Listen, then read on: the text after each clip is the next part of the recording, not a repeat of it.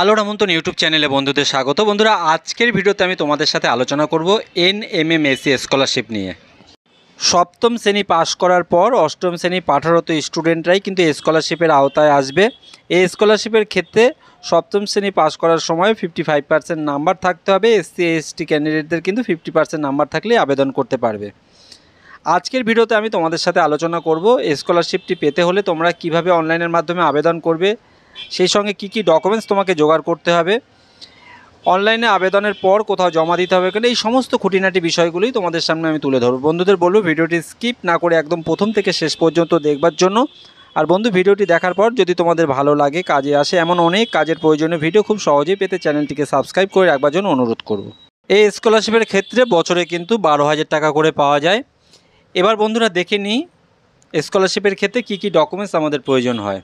প্রথমেই তোমাদের জানাই যে এই স্কলারশিপ করার ক্ষেত্রে তোমাদের কিন্তু ভিডিও ইনকাম সার্টিফিকেট লাগবে। এর আগের আমার ভিডিওতে দেওয়া আছে কিভাবে তোমরা ভিডিও ইনকাম সার্টিফিকেট করবে।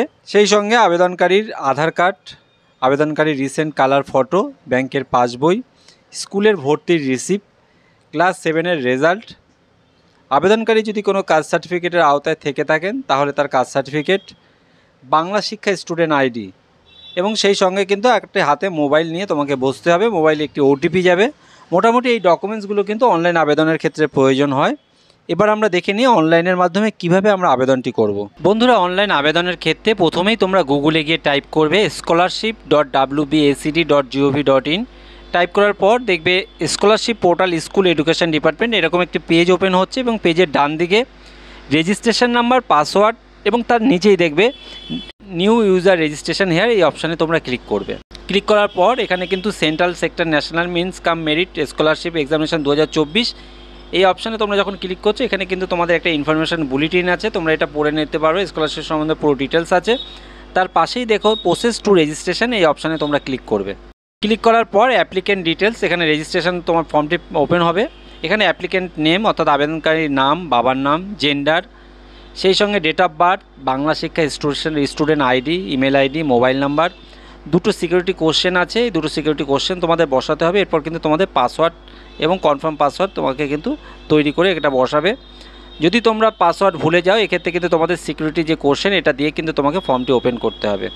সমস্ত ফিল আপ করার পর এখানে রেজিস্ট্রেশন অপশানে তোমরা ক্লিক করলে দেখবে এখানে তোমাদের একটি মেসেজ আসে, congratulation your registration is successfully with registration number বলে একটি রেজিস্ট্রেশন নাম্বার বার হবে। এই রেজিস্ট্রেশন প্রিন্ট অপশান আছে, এখানে ডাউনলোড করে তোমরা এটা প্রিন্ট আউট রাখবে। এরপর কিন্তু লগিং অপশান আছে, লগিং ইওর প্রোফাইল, এখানে কিন্তু তোমরা ক্লিক হেয়ারে ক্লিক করবে। ক্লিক করার পর পুনরায় যে এখানে তোমরা ফার্স্ট যখন পেজটি ওপেন করেছিলে এখানে তোমাদের লগিং যে নাম্বার এবং সেই সঙ্গে যে পাসওয়ার্ডটি তোমরা ক্রিয়েট করেছো, এরপর যে ক্যাপচাটি আছে এটা বসিয়ে সাইন ইন অপশানে ক্লিক করবে। বন্ধুরা, সাইন ইন অপশানে তোমরা যখন ক্লিক করছো দেখো প্রথমেই একটি ইনফরমেশন পেজ আসছে। এখানে কিন্তু পরিষ্কার বলা রয়েছে যে ফর্মটি যখন তোমরা ফিল আপ করবে খুব ভালোভাবে তোমরা দেখে শুনে ফিল আপ করবে, কেননা তোমরা যখন ফর্মটি ফিল আপ করার পর সেভ অপশানে ক্লিক করছো এরপর কিন্তু এটা কিন্তু লক হয়ে যাবে। একবার যদি লক হয় এটা কিন্তু তোমরা কোনোভাবেই আর ওপেন করতে পারবে না। ইনফরমেশানটা দেখার পর ওকে অপশানে ক্লিক করবে। এরপর একদম যখন উপরের দিকে দেখো যে ড্যাশবোর্ড এবং তার সঙ্গে অ্যাপ্লিকেশান, এই অ্যাপ্লিকেশান অপশানে তোমরা ক্লিক করবে। ক্লিক করার পর এখানে তোমাদের যে মাদার্স নেম সেই সঙ্গে আধার নাম্বার, পর কিন্তু পোস্টাল অ্যাড্রেস, এক্ষেত্রে কিন্তু ভিলেজ, পোস্ট, থানা, স্টেট, ডিস্ট্রিক্ট, এরিয়া, পিনকোড এগুলো কিন্তু এক এক করে তোমাকে সব ফিল আপ করবে। এরপর কিন্তু ইনস্টিটিউশন ডিটেলস, এখানে কিন্তু ক্লাস 8-এ তোমরা যে স্কুলে পড়ছো সেই সঙ্গে ডিস্ট্রিক্ট, সাবডিভিশন, স্কুলের নাম, লোকালিটি কোন এরিয়ায়, সেই সঙ্গে মিডিয়াম বাংলা না ইংলিশ, এবং এর পরপরই কিন্তু তোমাদের যে ক্লাস 7-এ তোমাদের ফুল মার্কস কততে পরীক্ষা হয়েছে এবং কত পেয়েছো এখানে কিন্তু তার উল্লেখ রাখবে। এরপর কিন্তু আদার্স ডিটেলস, এখানে কিন্তু যে ক্যাটাগরি SC ST থাকলে তার উল্লেখ রাখবে। অ্যানুয়াল ইনকাম এখানে বসাবে, সর্বোচ্চ কিন্তু 3.5 লাখের মধ্যে তোমাদের ইনকাম রাখতে হবে। অ্যাকচুয়াল অ্যানুয়াল ইনকাম কত আছে সেটি তোমাদের এখানে উল্লেখ করবে। যদি অনার থাকে সেক্ষেত্রে তার উল্লেখ রাখবে। অ্যাডমিশন ফিস কত আছে, টিউশন ফিস কত আছে, আদার্স ফিস, এগুলো সমস্ত কিন্তু তোমাকে বসাতে হবে। যদি হস্টেলের আওতায় থেকে থাকো তার উল্লেখ রাখবে। ধর্ম, ফিজিক্যালি হ্যান্ডিক্যাপ হলে তার উল্লেখ রাখবে। সমস্ত ফিল আপ করার পর প্যারেন্টস অকুপেশন, বাবা কী করছেন বা গার্জিয়ানরা কে কী করছেন এখানে কিন্তু তার উল্লেখ করবে। এরপর কিন্তু ব্যাঙ্ক ডিটেলস, এখানে ব্যাংকের অ্যাকাউন্ট নাম্বার তোমরা বসাবে, ব্যাংকের IFSC কোড, কোন ব্যাংকের তোমাদের বই, ব্রাঞ্চ কোন ব্রাঞ্চ, এগুলো সমস্ত বসাবে। এটুকুনি বসানোর পর তোমাদের কিন্তু তোমাদের যে রিসেন্ট কালার ফটো এটা কিন্তু তোমাকে আপলোড করতে হবে।